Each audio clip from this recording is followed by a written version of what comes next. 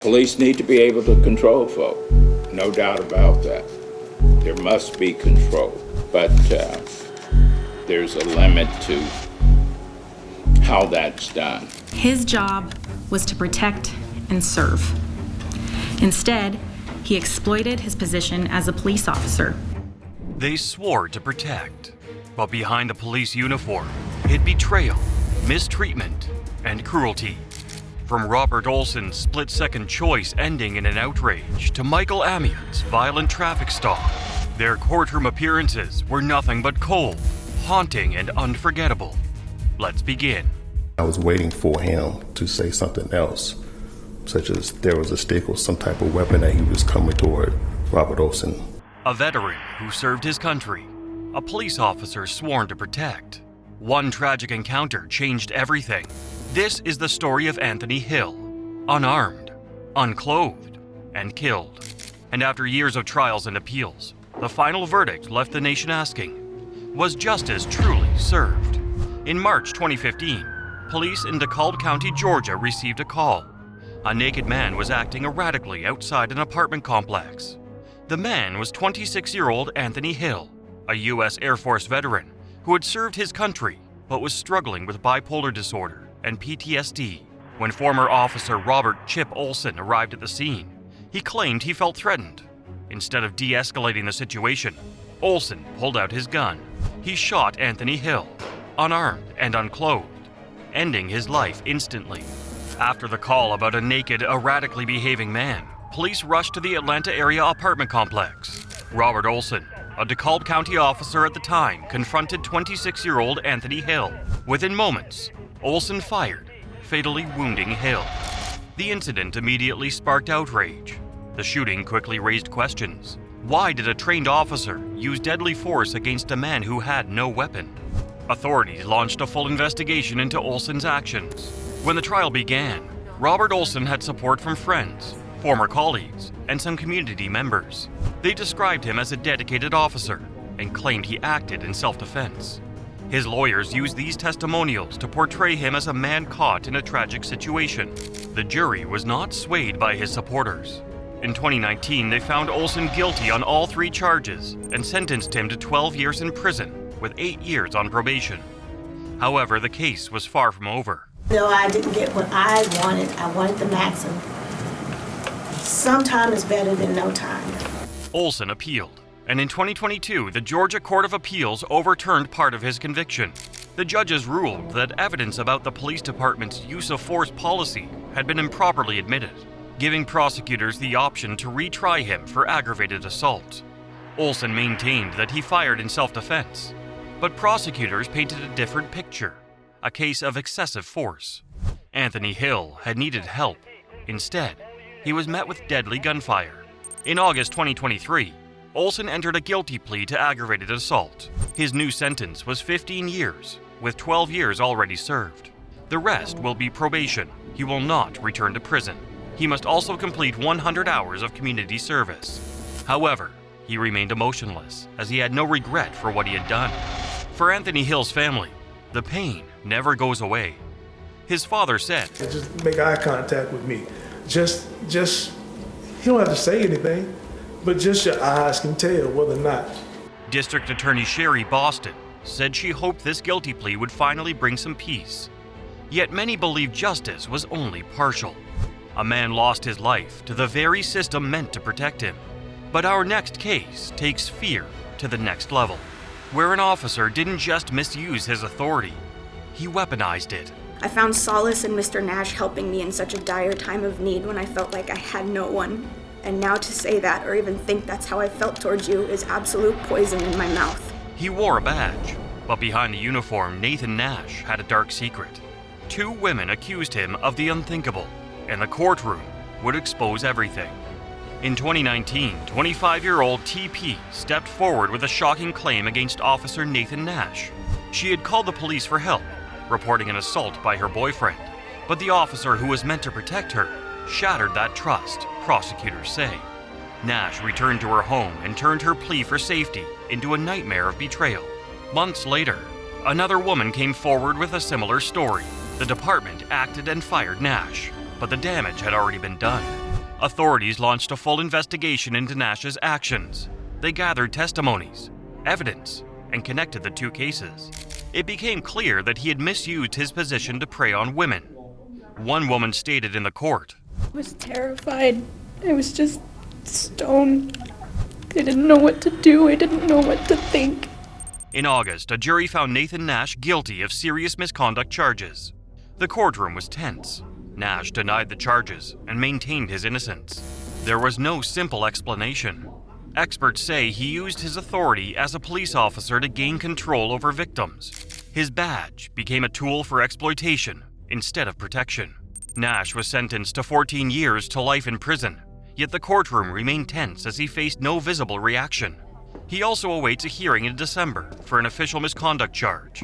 Meanwhile, one of his victims has filed a $1 million claim against the city, accusing the police department of turning a blind eye to warning signs that might have stopped his crimes. Despite the gravity of the accusations, Nash sat unflinching, showing no remorse for what he did. The case shocked the community. People trusted him to protect them, yet he betrayed that trust most horrifically. Justice has been served, but the pain left behind is lasting. One cop preyed on women who called for help. The next case explores how an officer targeted a woman too vulnerable to fight back, turning a traffic stop into something unthinkable. My life has been forever changed. Every aspect of my life has been affected. My children have struggled. A police officer crossed the line.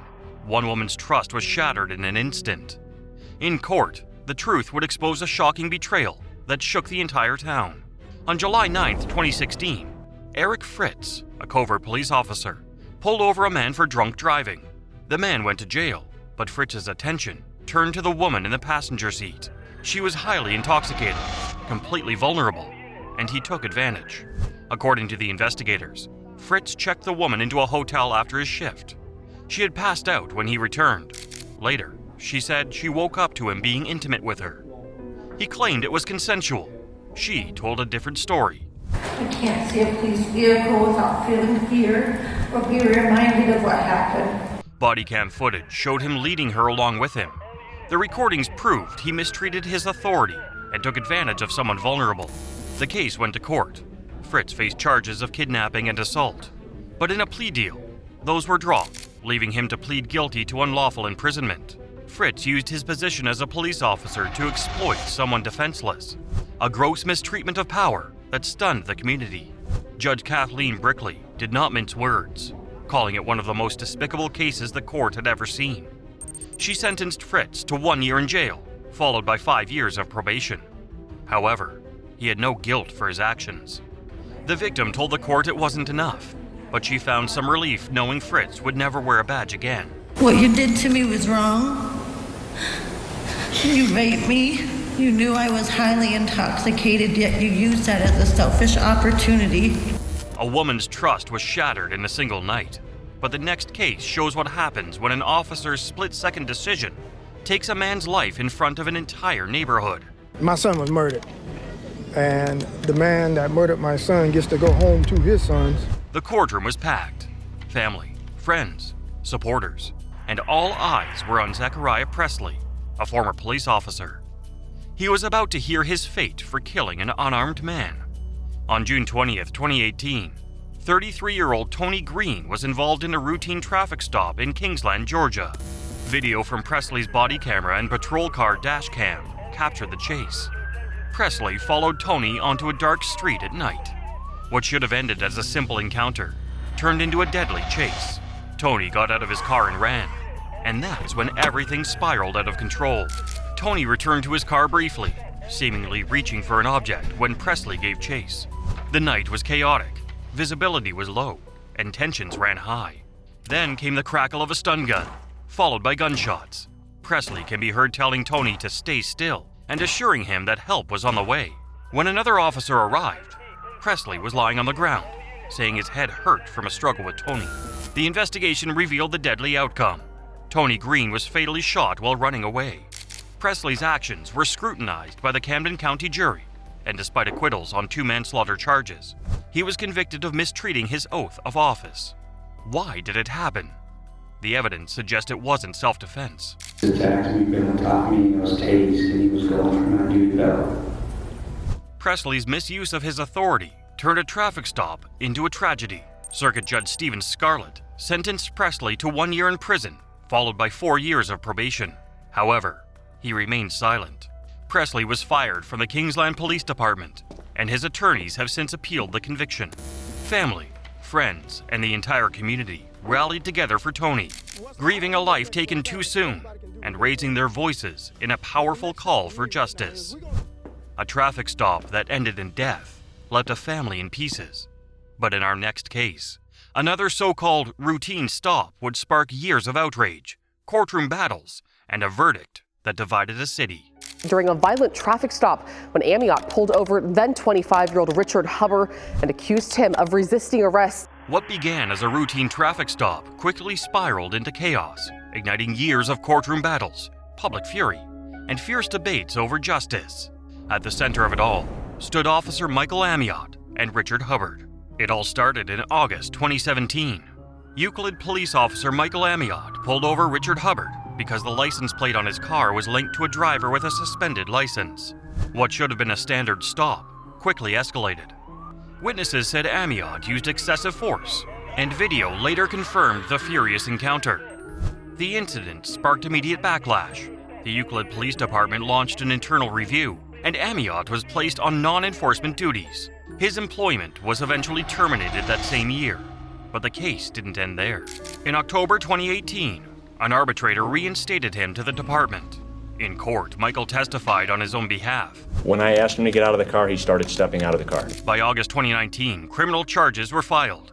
The long wait for justice continued until July 2022, when a jury found Amiott guilty of 2 misdemeanor charges: assault and interfering with basic rights.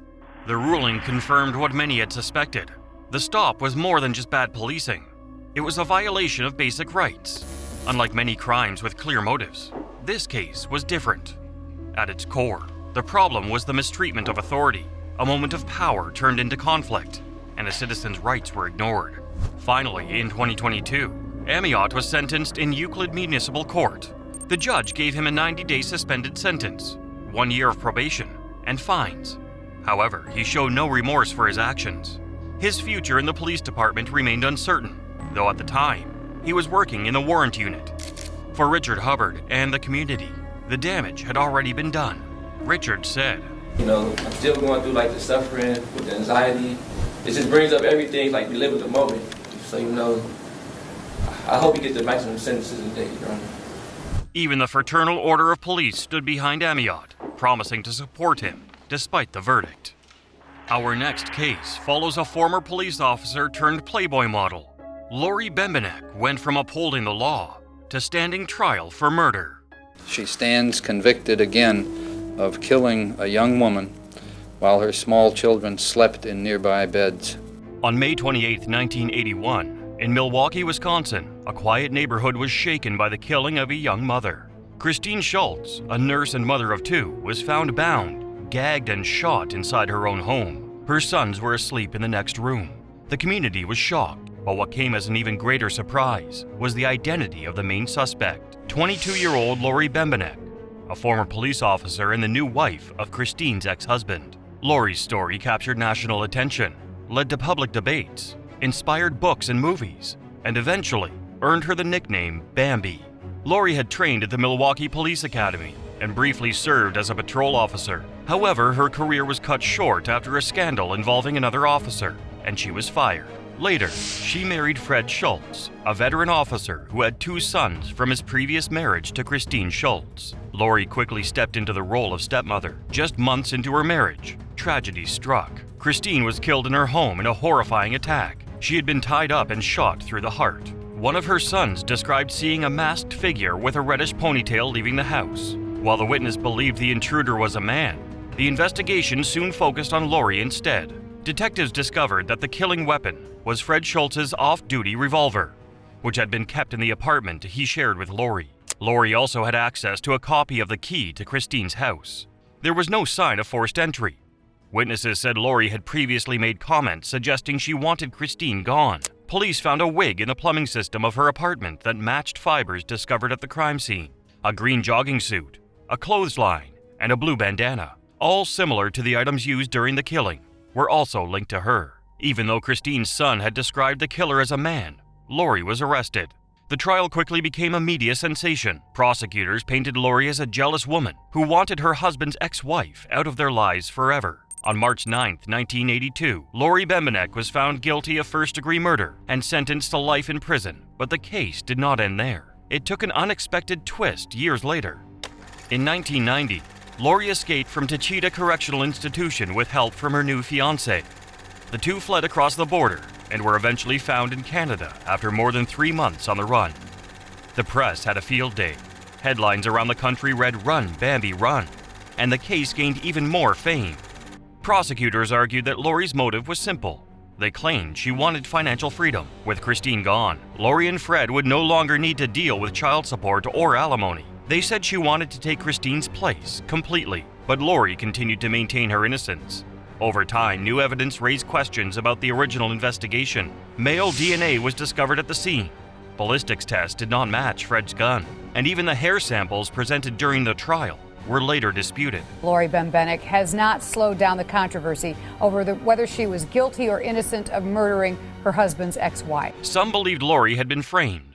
Others suspected that someone else had been involved, even someone hired to commit the killing. Doubts began to grow about whether justice had truly been served. In 1992, after spending nearly 11 years behind bars, Lori accepted a plea deal. However, she showed no emotion during her sentencing. She entered a no-contest plea to second-degree murder in exchange for time already served and was placed on probation for 10 years. She walked free, but never stopped trying to clear her name. Her attempts to appeal were consistently denied, mostly because of that no-contest plea. Still, Lori pushed forward, pointing to inconsistencies in the evidence and testimonies that changed over time. She eventually moved to Washington, married again, and tried to live a normal life. But her health continued to decline. She suffered from post-traumatic stress, battled alcoholism, and later lost part of her leg after a serious fall. On November 20th, 2010, Lori Bembenek passed away at the age of 52. Lori Bembenek's story continues to haunt and divide. Some believe she was a cold-blooded killer, while others see her as a woman wrongly convicted by a flawed system. Many wonder if she took the fall for someone else's crime. The full truth may never be known, but one thing is certain. Her case permanently changed public perception of justice and the media. Our next case reveals how a single shot shattered a promising future. Delta 310, reminder they're armed. Good public felony. In 2013, in Dallas, Texas, a former police officer made a tragic mistake that changed a young man's life forever. Amy Wilburn, once a Dallas police officer, shot an innocent man who had his hands raised. In 2013, Kelvin Walker was sitting in the front seat of a stolen car. He didn't know the car was stolen and was not involved in any crime. When police arrived, Kelvin raised his hands to show he was not a threat. Despite this, Amy Wilburn fired her gun and shot him. After the shooting, the Dallas Police Department investigated the incident. Wilburn said she could not see Kelvin's right hand and thought she was in danger. But an independent witness confirmed Kelvin had his hands up. Because of her actions, Amy Wilburn was fired from the police force. Amy Wilburn pleaded guilty to a misdemeanor charge of discharging a firearm within a city. She gave up her peace officer's license and was sentenced to 18 months of deferred adjudication, which means she avoided jail time, but had to follow court orders. Turned me up on the inside. Every day I look at my scars. Every day I wake up to a bullet that's still in me. The shooting wasn't driven by anger, but stemmed from fear and poor judgment in a high-pressure moment. Still, the harm done to Kelvin was very real and life-altering. Despite this, Wilburn showed no remorse and maintained a cold demeanor during sentencing. Kelvin Walker spoke in court about how the shooting changed his life. Once a star athlete and starting quarterback, he said, "Now I can't run. I can't jump. I can't do anything." He has also filed a civil rights lawsuit against Amy Wilburn and the city of Dallas, with a trial planned soon.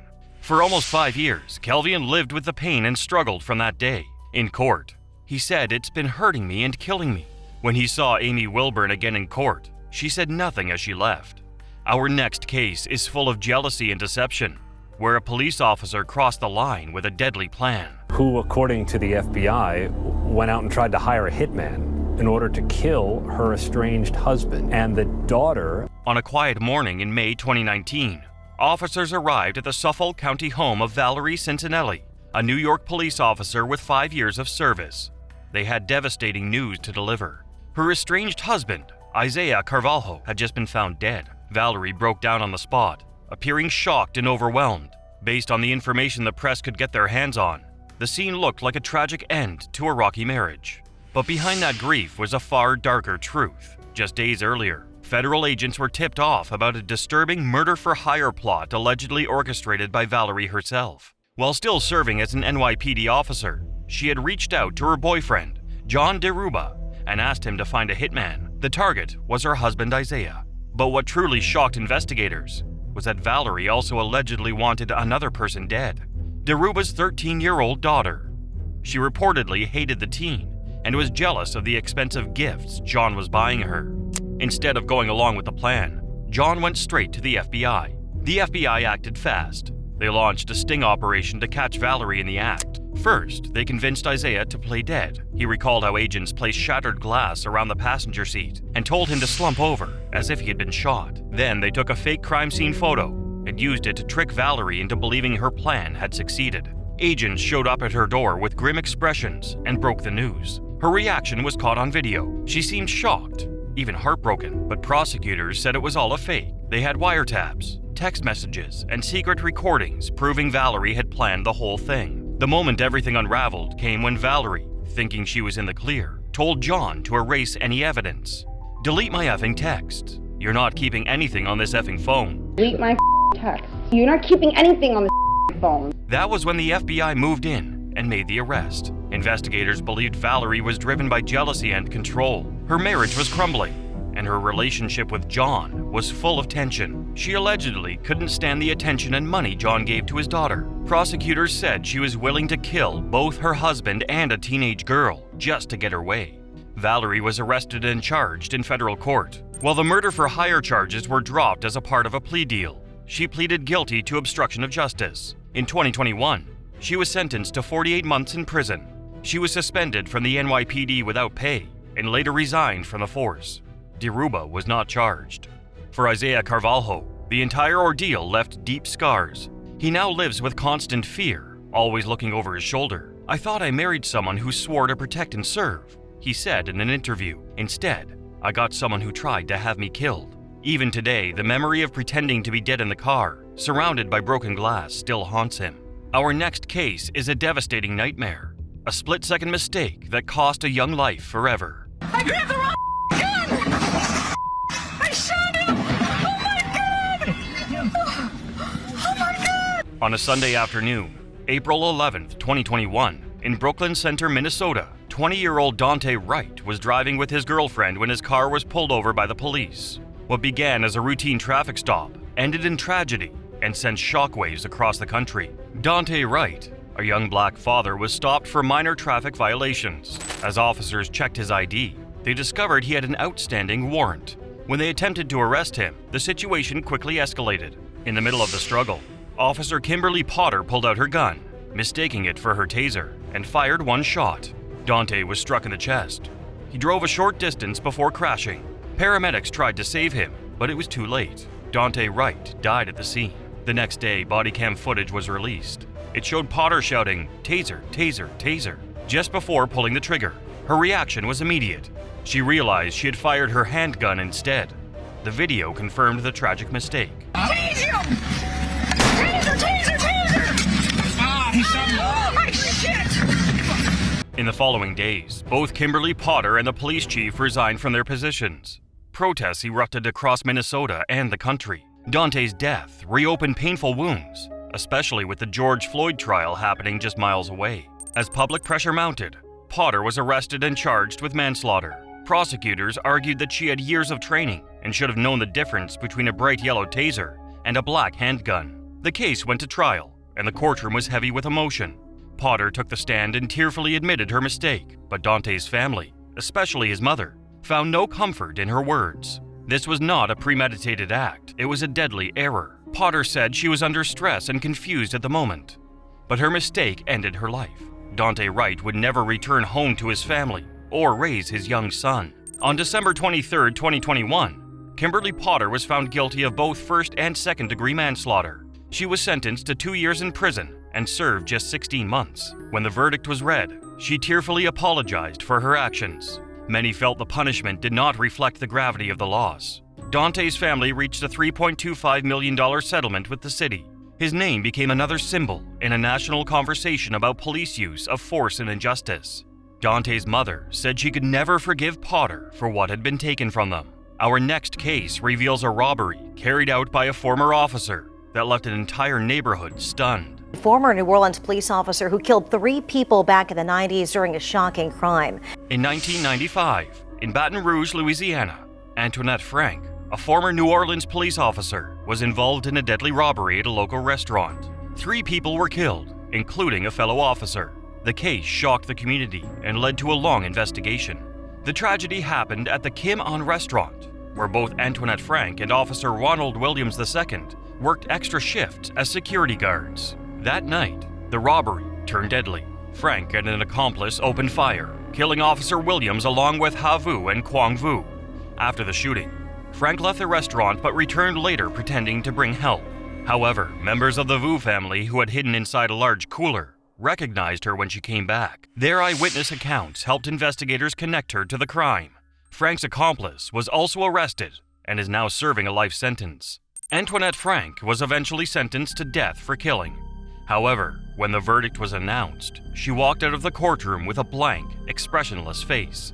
But in 2025, she requested clemency from the Louisiana Pardon Board, asking to have her sentence reduced. After emotional testimony from both supporters and victims' families, the board's vote ended in a tie. With a 2-2 vote, her request was officially denied. While the motive behind the crime was believed to be robbery, Frank is trying to avoid the death sentence handed down after her conviction in a 1995 triple murder. Frank's supporters pointed to her deeply painful past. She had suffered years of mistreatment as a child, including repeated assault by her father and being forced into a termination of pregnancy.